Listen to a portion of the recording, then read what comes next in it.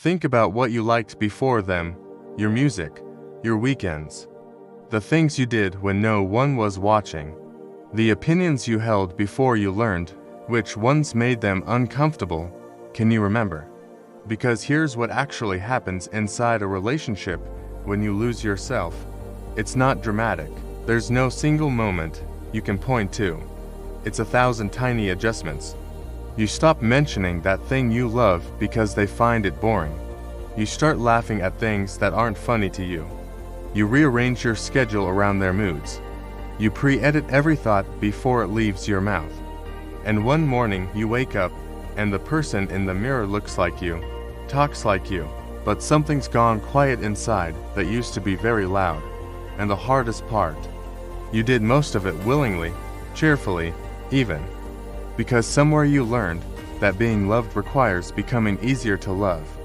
Today, we're going to find out exactly where you learned that, what it costs you, and what it actually takes to stay whole inside a relationship that matters to you. The word codependency gets thrown around so casually now that it's lost almost all its meaning.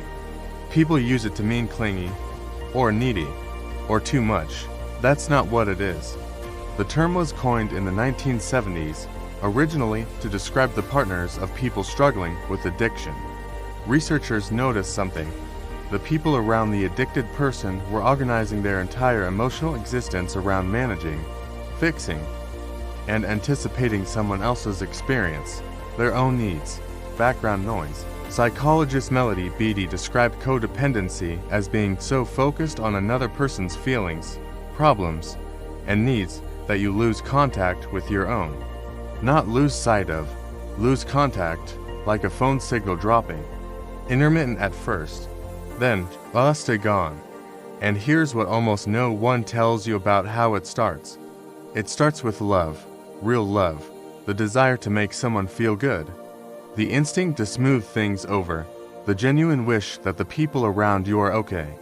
Those are not pathological instincts, but in certain environments, homes where love was conditional, where someone's moods set the weather for everyone, where keeping the peace was the highest value, that love gets trained, shaped, sharpened into hyper-awareness of everyone else and near total blindness to yourself. You didn't lose yourself in your relationship.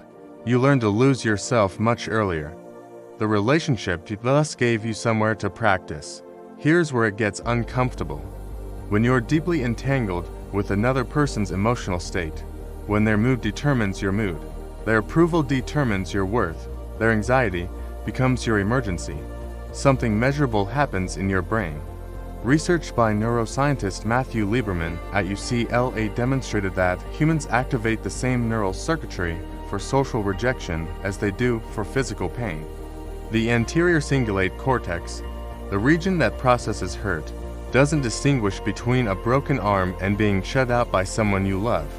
So, when you sense disapproval, when the tone of a text changes, when they go quiet in a way that feels loaded, your brain is not being dramatic. It's treating that signal as a threat to survival. And here's what a survival threat response looks like in practice. The prefrontal cortex, your rational, self-aware, what do I actually think and feel brain, goes partially offline. The threat detection system takes over. And in that state, there is only one question: how do I make this safe again? Not what do I need, not is this fair, not do I even agree with this. Just, how do I fix it? How do I get back to safe? And safe, when you're codependent, means their approval. A landmark study from the University of Houston, conducted by research professor Brené Brown, found that people who chronically suppress their authentic needs and feelings in relationships develop what she calls the invisible prison. The ongoing exhaustion of self-monitoring so relentlessly that genuine self-knowledge becomes almost impossible. Read that again. You can't know what you want if you've never let yourself want anything. That's not rhetorical. That's structural. The muscle atrophies. You ask yourself, what do I want for dinner, and there's just a static. Let me draw a line, a real one, because this is where people get confused. Caring about your partner's feelings. Not codependency, compromising. not codependency.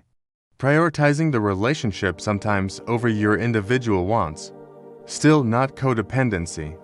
Interdependence is the whole people choosing each other, influencing each other, shaping each other, while remaining, fundamentally, recognizably, themselves. Codependency is one person becoming the other, or more precisely, becoming whatever shape the other person needs them to be. And the real tell. Ask yourself, do I know what I think about this before I know what they think about it? Not after, before. Can you have a feeling? Hold it, examine it, before you check their face for permission to have it. Family therapist Virginia Satir, one of the most important figures in relational psychology, spent decades studying what made relationships functional versus corrosive. Her conclusion was stark. The people in the healthiest relationships had one thing in common, what she called a high pot, high self-worth, not arrogance, not independence from connection. A self-concept solid enough to survive disagreement, conflict, even disappointment from someone they loved. Without it, every conflict becomes existential. Every criticism becomes condemnation. Every moment of distance becomes abandonment. And so, you preemptively erase yourself. To never give them a reason to leave, there are signs. And most people are reading them wrong, calling it growing together, or compromise, or we're just really close. So let's be specific. You've lost yourself when you feel a low-grade guilt for having needs. Not loud guilt, the quiet kind, the kind that makes you frame every request as an apology. You've lost yourself when your emotional state in the morning is entirely determined by their emotional state. Not influenced, determined. You're checking the atmospheric pressure of their mood before you've checked in with your own. You've lost yourself when you can't remember the last time you disagreed and let it stay unresolved. When your conflict style is, eliminate the conflict. Any cost, immediately, even if the cost is your own perspective. You've lost yourself when aloneness feels dangerous rather than restoring.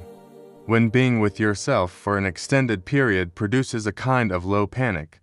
Because you've been away from yourself so long, you don't quite trust what you'll find. And the cruelest one, you've lost yourself when your identity, what you value, who you are, what makes you you, only makes sense in relation to them. You can describe yourself as their partner. You struggle to describe yourself as a person. The return to yourself doesn't start with leaving the relationship. It starts with a much smaller, much harder thing. Not performing it, not processing it out loud, not checking if they'd approve of it. Just have it, privately, completely, because the self you're trying to recover is somewhere outside the relationship. It's been suppressed inside you, and it comes back through practice. Small, repeated acts of genuine self-contact. Here's what the research actually supports. Psychologist Murray Bowen spent 40 years developing what he called differentiation of self. The ability to stay emotionally connected to people who matter to you without fusing with them. Without losing your own thinking, your own position, your own nervous system inside the intensity of the relationship. Bowen found that the people who did this best weren't cold, weren't detached. They were, in many ways, the most genuinely present partners, because you can't actually connect with someone who isn't there. When you erase yourself, you don't give your partner a relationship, you give them a mirror, and eventually, that mirror is all there is. So here's the practical work. First, recover your preferences. The small, stupid, non-consequential ones. What you actually want for dinner. What music you'd play if no one was listening. What you'd do on a Saturday with no one to manage. These aren't trivial. They're the grammar of selfhood. You relearn the language in small sentences before you can speak in paragraphs. Second, let a disagreement exist without immediately resolving it. Hold your position for one conversation, not to win, not to be difficult, to practice the experience of being in conflict with someone you love and surviving it intact. Your nervous system needs evidence that conflict doesn't mean abandonment. Third, and this is the one that transforms everything. Stop narrating your inner life for their consumption. You don't have to share every thought. You don't have to process out loud. Keep some things yours, not as secrecy, as sovereignty. A self held privately is not a self withheld. It's a self maintained. Loving someone without losing yourself is not the natural default. Not for most of us, not the way we were raised.